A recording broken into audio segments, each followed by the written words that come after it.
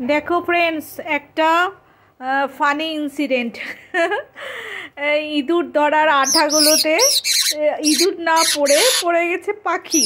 সে তো পাখিটা পুরো আটকে গেছে, তাকে আমি লাঠি দিয়ে ছাড়ানোর চেষ্টা করছি কোনো রকমে।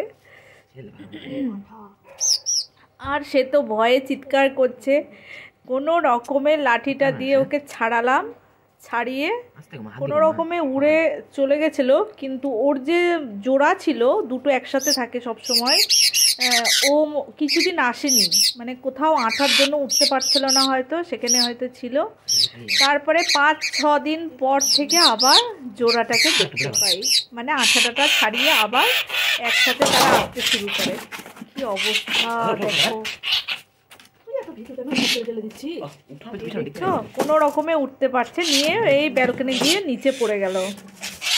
অনেক দিন আসেনি।